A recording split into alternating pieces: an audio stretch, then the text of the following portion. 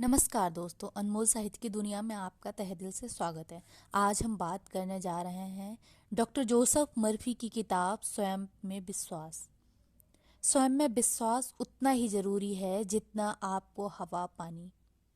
कहने का मतलब यह कि हवा पानी तो आपको ज़रूरी है, पर स्वयं में विश्वास आपको बहुत ज़रूरी है, क्योंकि स्वयं पर विश्वास वह चीज़ है जो आपको दुनिया की सारी कठिन समस्याओं से ऊपर उठाती है और आप दुनिया की हर जंग जीतने के लिए तैयार होते हैं, क्योंकि आपका विश्वास, आपकी पॉजिटिव थिंकिंग, आपका आत्मविश्वास, कॉन्फिडेंस, लचीलापन, फ्लेक्सिबिलिटी, ये सारी चीज़ें आपको दुनिया की चीज़ों से मदद करती हैं। जितने आप सहानुभूति रखते होंगे, सकारात्मक होंगे और सहनशीलता की क्षमता होगी, आप उतने ज़्यादा अच्छे व्यक्ति बनने की कोशिश करते हैं। लचीलापन मानव व्यवहार के उस गुण को प्रदर्शित करता है जिसके द्वारा वह केवल अपनी ही बात पर बल नहीं देता, बल्कि दूसरों के विचारों का सम्मान करते हुए दोनों के साथ सामंजस्य स्थापित करता है। लचीलेपन के कई तत्व हैं जो हमारे लिए बहुत आवश्यक हैं। कॉन्फिडेंस, आत्मविश्वास, सहानुभूति, सहनशीलता, सकारात्मकता, दूसरों का सम्मान। एक एक टॉपिक की बात करते हैं। आत्मविश्वास, कॉन्फिडेंस। आत्मविश्वास से परिपूर्ण व्यक्ति ही सकारात्मकता के साथ किसी कार्य में अग्रसर हो सकता है और कठिन परिस्थिति में अनुकूलन के द्वारा अपने व्यवहार में परिस्थिति के अनुसार परिवर्तन ला सकता है। आत्मविश्वास वह चीज है जो आपको कठिन परिस्थितियों में भी डगमगाने नहीं देता है। आप उन कठिन परिस्थितियों में भी अपने आप को ऊपर उठा लाते हैं, क्योंकि आपको पता है कि यू कैन डू इट, आप कर सकते हैं, आपके अंदर विश्वास है। आप अपने जज्बे को और ज़्यादा बढ़ा देते हैं। आत्मविश्वास के द्वारा आप उन चीज़ों को सफल कर पाते हैं। सहनशीलता, टॉलरेंस। अनुकूलन के संदर्भ में, लचीलेपन के संदर्भ में, स्वयं के संदर्भ में सहनशीलता से तात्पर्य है कि व्यक्ति अपने विचारों एवं कार्यों के प्रति कितना लचीला है। विभिन्न परिस्थितियों को, अलग अलग काम को, अलग अलग लोगों को स्वीकारने की क्षमता रखता है या नहीं रखता है। अगर वह रखता है तो यह उसका लचीलापन दर्शाता है। वह सहनशीलता भी दर्शाता है कि अगर उसको कुछ नहीं पसंद है, फिर भी उसके अपोजिट चीज़ मिलने के बाद भी वह उस चीज़ को सहन कर रहा है। हम समाज में असहनशील व्यक्तियों को भी सरलता से समझ सकते हैं। ये लोग दूसरे के धार्मिक एवं राजनैतिक विचारों के प्रति असहमति प्रदर्शित करते रहते हैं। ऐसे व्यक्ति अपने समान मानसिकता वाले लोगों को तो आकर्षित कर सकते हैं, लेकिन भिन्न भिन्न मतों वाले लोगों का ध्यान अपनी ओर नहीं खींच सकते। लेकिन जो सहनशील व्यक्ति है वह भिन्न भिन्न तरीके के लोगों को भी अपनी तरफ आकर्षित कर सकता है, उनसे बात कर सकता है और उनसे चीज़ें सीख सकता है। सहानुभूति, इम्पैथी। सहानुभूति या इम्पैथी से तात्पर्य है कि दूसरे के दुख या सुख में शामिल होना, दूसरे के दुख या दर्द को अपने दर्द के समान अनुभूति करना, समझना और पीड़ित व्यक्ति या व्यक्तियों की सहायता हेतु अपनी क्षमता अनुसार प्रयास करना। जब हम किसी दूसरे व्यक्ति के दर्द को समझ पाते हैं, उसके दर्द को हम महसूस कर पाते हैं, तब हम उसकी मदद करने की भी कोशिश करते हैं। अगर आपके अंदर सहानुभूति का गुण ही नहीं है तो आप किसी दूसरे के दर्द को महसूस नहीं कर पाएंगे और उसकी मदद करने से वंचित रह जाएंगे, क्योंकि यह समाज लोगों से जुड़ के बना है और समाज में लोग हैं जो एक दूसरे के लिए बने हैं, एक दूसरे से हो करके चीज़ें चल पा रही हैं। अगर कोई व्यक्ति कहता है कि वह समाज से नहीं जुड़ा है तो वह सारे काम नहीं कर सकता, वह सारे चीज़ों का उपयोग नहीं कर सकता। और व्यक्ति हर चीज़ का उपयोग करता है, फिर भी वह कहता है कि मैं समाज से नहीं जुड़ा हूँ या मैं किसी की मदद नहीं लेता। अगर कोई व्यक्ति खाना खा रहा है तो उसने किसान की मदद ली, क्योंकि फसल किसान ने उगाई, उसके पास किसान से मार्केट में आई, बाजार में आई और उसे मिली। जाने अनजाने में हम बहुत लोगों से मदद लेते हैं और जाने तौर पर भी हम बहुत लोगों से मदद लेते हैं। इसलिए हम यह नहीं कह सकते कि हम लोगों से जुड़े नहीं हैं, हम जुड़े हैं लोगों से। इसलिए हमें लोगों के प्रति सहानुभूति भी रखनी चाहिए, यह बहुत ज़रूरी है। इससे इंसानियत होने का पता चलता है। इंसान अगर आप हैं तो आपको सहानुभूति रखना ज़रूरी है। सकारात्मकता।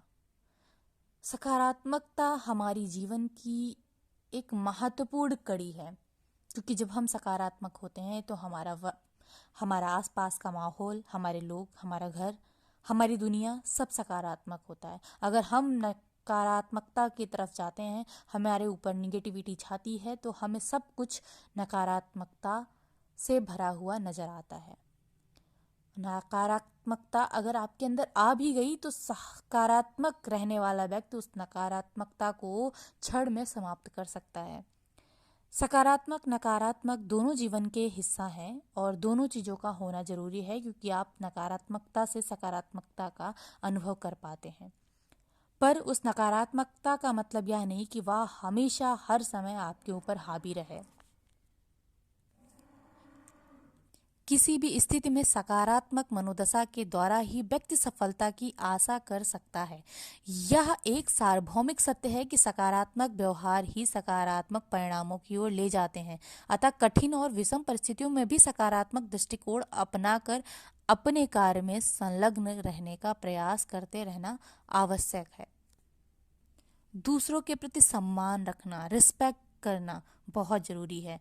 अगर आप समाज में किसी को रिस्पेक्ट नहीं देते हैं तो आप यह भी उम्मीद नहीं कर सकते कि आपको रिस्पेक्ट मिलेगी। आपसे कोई छोटा है या बड़ा है, आपको दोनों लोगों की रिस्पेक्ट करना बहुत ज़रूरी है। अगर आपके साथ का भी कोई व्यक्ति है तो आप उस पर की रिस्पेक्ट करें, ताकि वह आपके साथ सहज और सरल महसूस करे और आपके साथ समय बिताना पसंद करे। दूसरों की पसंद और नापसंद का ध्यान रखते हुए उन्हें भी समझकर कार्य में आगे बढ़ने की इच्छा रखना ही दूसरों के प्रति सम्मान है और इससे अंतर व्यक्तित्व संबंधों में मजबूती आती है। हम सब जोखिम और अस्थिरता के युग में रह रहे हैं।